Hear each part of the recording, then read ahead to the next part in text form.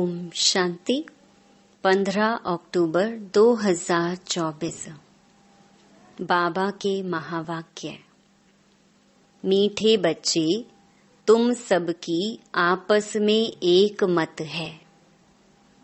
तुम अपने को आत्मा समझ एक बाप को याद करते हो तो सब भूत भाग जाते हैं। प्रश्न: पद्मा पदम भाग्यशाली बनने का मुख्य आधार क्या है? उत्तर: जो बाबा सुनाते हैं उस एक एक बात को धारण करने वाले ही पद्मा पदम भाग्यशाली बनते हैं। जज करो बाबा क्या कहते हैं और रावण संप्रदाय वाले क्या कहते हैं। बाप जो नॉलेज देते हैं उसे बुद्धि में रखना, स्वदर्शन चक्रधारी बनना ही पद्मा पदम भाग्यशाली बनना है। इस नॉलेज से ही तुम गुणवान बन जाते हो। ओम शांति। रूहानी बाप, अंग्रेजी में कहा जाता है स्पिरिचुअल फादर। सतयुग में जब तुम चलेंगे तो वहाँ अंग्रेजी आदि दूसरी कोई भाषा तो होगी नहीं। तुम जानते हो सतयुग में हमारा राज्य होता है, उसमें हमारी जो भाषा होगी वही चलेगी। फिर बाद में वह भाषा बदलती जाती है। अभी तो अनेकानेक भाषाएं हैं। जैसा जैसा राजा वैसी वैसी उनकी भाषा चलती है। अब यह तो सब बच्चे जानते हैं। सब सेंटर्स पर भी जो बच्चे हैं उनकी है एक मत। अपने को आत्मा समझना है और एक बाप को याद करना है ताकि भूत सब भाग जाएं। बाप है पतित पावन। 5 भूतों की तो सब में प्रवेशता है। आत्मा में ही भूतों की प्रवेशता होती है। फिर इन भूतों अथवा विकारों का नाम भी लगाया जाता है। देह, अभिमान, काम, क्रोध आदि। ऐसे नहीं कि सर्वव्यापी कोई ईश्वर है। कभी भी कोई कहे कि ईश्वर सर्वव्यापी है तो कहो सर्वव्यापी आत्माएं हैं। और इन आत्माओं में 5 विकार सर्वव्यापी हैं। बाकी ऐसे नहीं कि परमात्मा सर्व में विराजमान है। परमात्मा में फिर 5 भूतों की प्रवेशता कैसे होगी? एक एक बात को अच्छी रीति धारण करने से तुम पद्मा पदम भाग्यशाली बनते हो। दुनिया वाले रावण संप्रदाय क्या कहते हैं और बाप क्या कहते हैं, अब जज करो। हरेक के शरीर में आत्मा है। उस आत्मा में 5 विकार प्रवेश हैं। शरीर में नहीं, आत्मा में 5 विकार अथवा भूत प्रवेश होते हैं। सतयुग में यह 5 भूत नहीं है। नाम ही है डेटी वर्ल्ड। यह है डेविल वर्ल्ड। डेविल कहा जाता है असुर को। कितना दिन और रात का फर्क है। अभी तुम चेंज होते हो। वहाँ तुम्हारे में कोई भी विकार, कोई अवगुण नहीं रहता। तुम्हारे में संपूर्ण गुण होते हैं। तुम 16 कला संपूर्ण बनते हो। पहले थे फिर नीचे उतरते हो। इस चक्कर का अभी मालूम पड़ा है। 84 का चक्कर कैसे फिरता है? हम आत्मा को स्व का दर्शन हुआ है, अर्थात इस चक्र का नॉलेज हुआ है। उठते बैठते चलते तुमको यह नॉलेज बुद्धि में रखना है। बाप नॉलेज पढ़ाते हैं। यह रूहानी नॉलेज बाप भारत में ही आकर देते हैं। कहते हैं ना, हमारा भारत। वास्तव में हिंदुस्तान कहना तो रॉन्ग है। तुम जानते हो भारत जब स्वर्ग था तो सिर्फ हमारा ही राज्य था और कोई धर्म नहीं था। न्यू वर्ल्ड थी, नई दिल्ली कहते हैं ना। दिल्ली का नाम असल दिल्ली नहीं था, परिस्तान कहते थे। अभी तो नई दिल्ली और पुरानी दिल्ली कहते हैं, फिर ना पुरानी ना नई दिल्ली होगी, परिस्तान कहा जाएगा। दिल्ली को कैपिटल कहते हैं। इन लक्ष्मी नारायण का राज्य होगा और कुछ भी नहीं होगा, हमारा ही राज्य होगा। अभी तो राज्य नहीं है, इसलिए सिर्फ कहते हैं हमारा भारत देश है। राजाएं तो है नहीं। तुम बच्चों की बुद्धि में सारा ज्ञान चक्कर लगाता है। बरोबर पहले पहले इस विश्व में देवी देवताओं का राज्य था और कोई राज्य नहीं था। जमुना का किनारा था, उसको परिस्तान कहा जाता था। देवताओं की कैपिटल दिल्ली ही रही है तो सभी को कशिश होती है। सबसे बड़ी भी है, एकदम सेंटर बीच है। मीठे मीठे बच्चे जानते हैं पाप तो जरूर हुए हैं, पाप आत्मा बन गए हैं। सतयुग में होते हैं पुण्य आत्माएं। बाप ही आकर पावन बनाते हैं, जिसकी तुम शिव जयंती भी मनाते हो। अब जयंती अक्षर तो सबसे लगता है, इसलिए इनको फिर शिवरात्रि कहते हैं। रात्रि का अर्थ तो तुम्हारे सिवाय और कोई समझ न सके। अच्छे अच्छे विद्वान आदि कोई भी नहीं जानते कि शिवरात्रि क्या है, तो मनावें क्या। बाप ने समझाया है रात्रि का अर्थ क्या है। यह जो 5000 वर्ष का चक्र है, उसमें सुख और दुख का खेल है। सुख को कहा जाता है दिन, दुख को कहा जाता है रात। तो दिन और रात के बीच में आता है संगम। आधा कल्प है सोझरा, आधा कल्प है अंधियारा। भक्ति में तो बहुत तीक तीक चलती है। यहाँ है सेकंड की बात। बिल्कुल इजी है, सहज योग। तुमको पहले जाना है मुक्ति धाम, फिर तुम जीवन मुक्ति और जीवन बंध में कितना समय रहे हो, यह तो तुम बच्चों को याद है, फिर भी घड़ी घड़ी भूल जाते हो। बाप समझाते हैं योग अक्षर है ठीक, परंतु उन्हों का है जिस्मानी योग। यह है आत्माओं का परमात्मा के साथ योग। सन्यासी लोग अनेक प्रकार के हठ योग आदि सिखाते हैं तो मनुष्य मूंझते हैं। तुम बच्चों का बाप भी है तो टीचर भी है, तो उनसे योग लगाना पड़े ना। टीचर से पढ़ना होता है।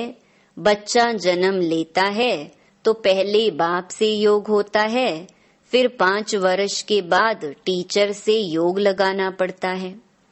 फिर वानप्रस्थ अवस्था में गुरु से योग लगाना पड़ता है।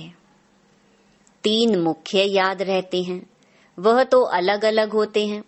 यहाँ यह एक ही बार बाप आकर बाप भी बनते हैं, टीचर भी बनते हैं। वंडरफुल है ना। ऐसे बाप को तो जरूर याद करना चाहिए। जन्म जन्मांतर 3 को अलग अलग याद करते आए हो। सतयुग में भी बाप से योग होता है, फिर टीचर से होता है। पढ़ने तो जाते हैं ना, बाकी गुरु की वहां दरकार नहीं रहती, क्योंकि सब सदगति में हैं। यह सब बातें याद करने में क्या तकलीफ है, बिल्कुल सहज है। इनको कहा जाता है सहज योग, परंतु यह है अनकॉमन। बाप कहते हैं मैं यह टेम्परेरी लोन लेता हूँ, सो भी कितना थोड़ा समय लेता हूँ। 60 वर्ष में वानप्रस्थ अवस्था होती है, कहते हैं 60 लगी लाठ। इस समय सबको लाठी लगी हुई है, सब वानप्रस्थ निर्वाण धाम में जाएंगे। वह है स्वीट होम, स्वीटेस्ट होम। उनके लिए ही कितनी अथाह भक्ति की है, अभी चक्कर फिरकर आए हो। मनुष्यों को यह कुछ भी पता नहीं, ऐसे ही गपोड़ा लगा दिया है कि लाखों वर्ष का चक्कर है। लाखों वर्ष की बात हो तो फिर रेस्ट मिल ना सके, रेस्ट मिलना ही मुश्किल हो जाए। तुमको रेस्ट मिलती है, उसको कहा जाता है silence home in corporeal world. यह है स्थूल स्वीट होम, वह है मूल स्वीट होम। आत्मा बिल्कुल छोटा रॉकेट है, इनसे तीखा भागने वाला कोई होता नहीं। यह तो सबसे तीखा है। 1 सेकंड में शरीर छूटा और यह भागा, दूसरा शरीर तो तैयार रहता है। ड्रामा अनुसार पूरे टाइम पर उनको जाना ही है। ड्रामा कितना एक्यूरेट है, इनमें कोई इनएक्यूरेसी है नहीं, यह तुम जानते हो। बाप भी ड्रामा अनुसार बिल्कुल एक्यूरेट टाइम पर आते हैं, 1 सेकंड का भी फर्क नहीं पड़ सकता है। मालूम कैसे पड़ता है कि इनमें बाप भगवान है। जब नॉलेज देते हैं, बच्चों को बैठ समझाते हैं, शिवरात्रि भी मनाते हैं ना। मैं शिव कब कैसे आता हूँ वह तुमको भी पता नहीं है। शिवरात्रि कृष्ण रात्रि मनाते हैं, राम की नहीं मनाते, क्योंकि फर्क पड़ गया ना। शिवरात्रि के साथ श्री कृष्ण की भी रात्रि मना लेते हैं, परंतु जानते कुछ भी नहीं। यहाँ है ही आसुरी रावण राज्य। यह समझने की बातें हैं। यह तो है बाबा, बूढ़े को बाबा कहेंगे, छोटे बच्चे को बाबा थोड़े ही कहेंगे। कोई लव से भी बच्चे को बाबा कह देते हैं, तो उन्होंने भी श्री कृष्ण को लव से कह दिया है। बाबा तो तब कहा जाता है जब बड़े हों और फिर बच्चे पैदा करते हों। श्री कृष्ण खुद ही प्रिंस है, उनको बच्चे कहाँ से आए? बाप कहते ही हैं मैं बुजुर्ग के तन में आता हूँ। शास्त्रों में भी है, परंतु शास्त्रों की सब बातें एक्यूरेट नहीं होती। कोई बात ठीक है। ब्रह्मा की आयु माना प्रजापिता ब्रह्मा की आयु कहेंगे, वह तो जरूर इस समय होगा। ब्रह्मा की आयु मृत्यु लोक में खत्म होगी। यह कोई अमर लोक नहीं है, इनको कहा जाता है पुरुषोत्तम संगम युग।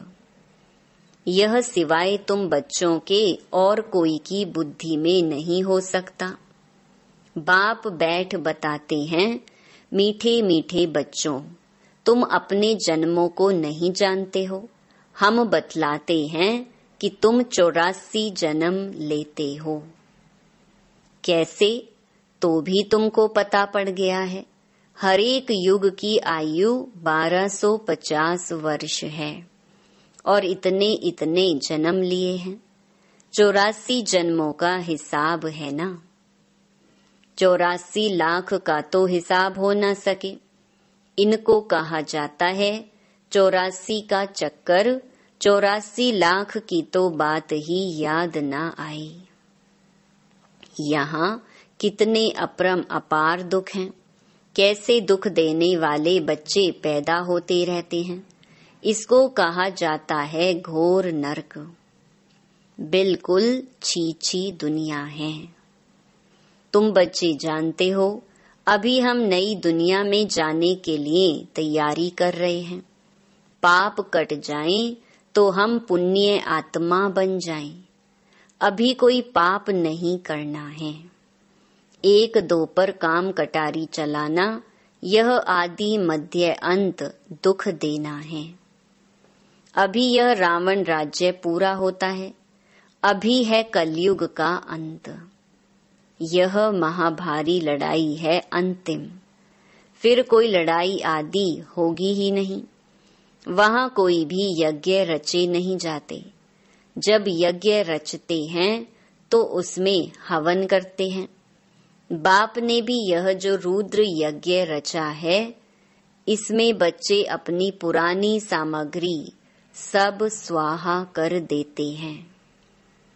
अब बाप ने समझाया है, यह है रुद्र ज्ञान यज्ञ। रुद्र शिव को कहा जाता है। रुद्र माला कहते हैं ना।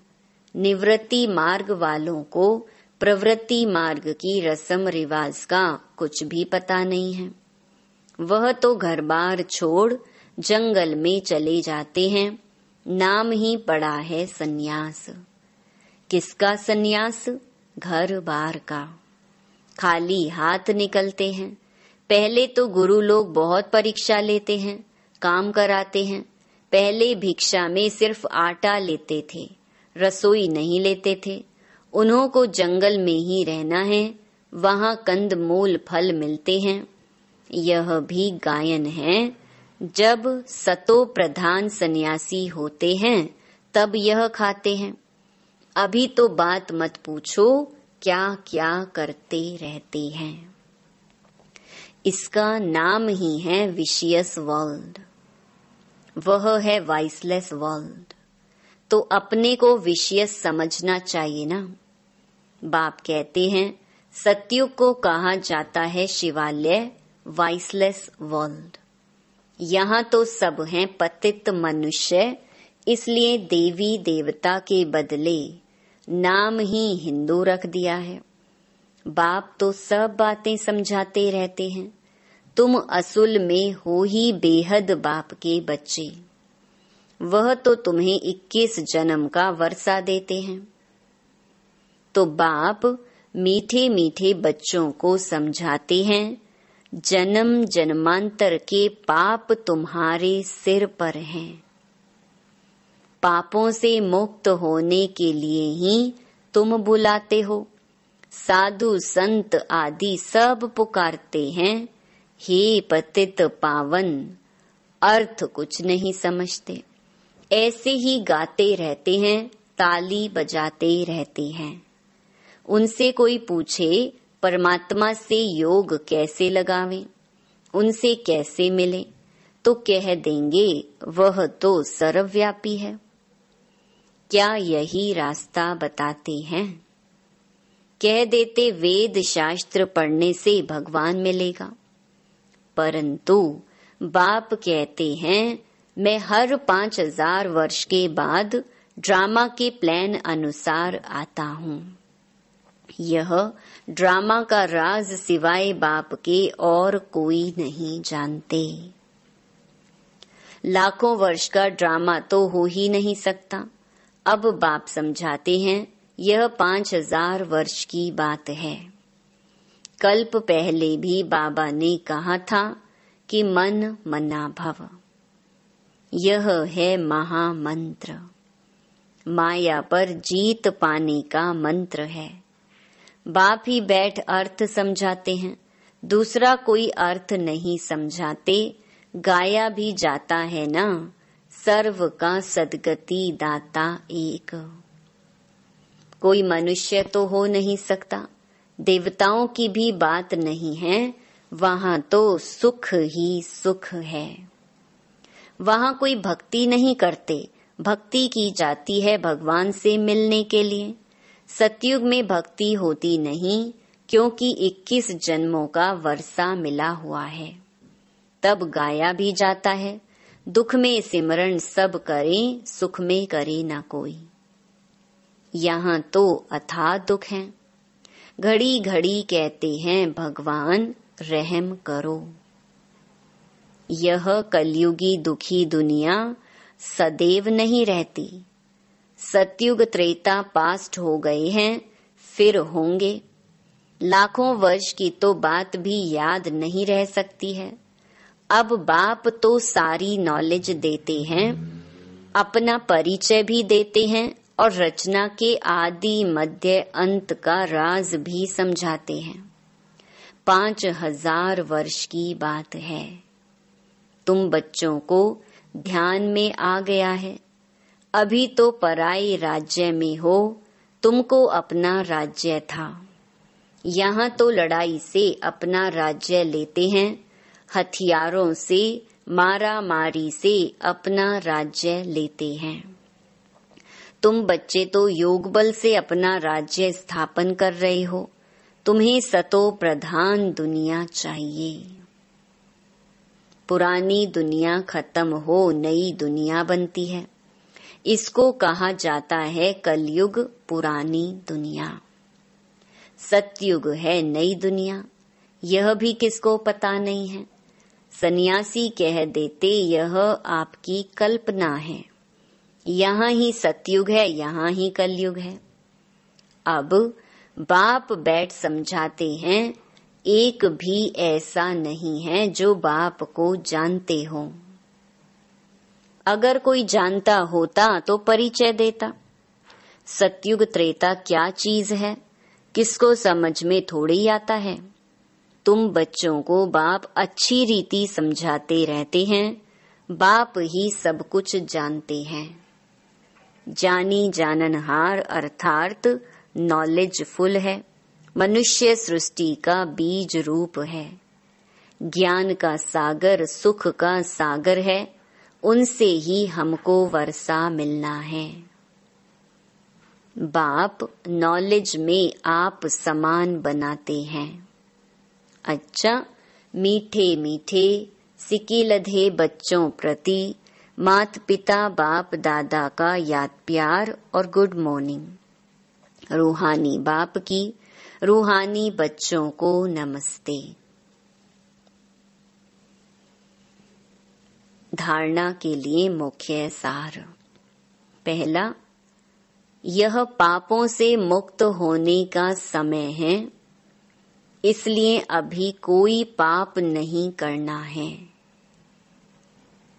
पुरानी सब सामग्री इस रुद्र यज्ञ में स्वाहा करनी है।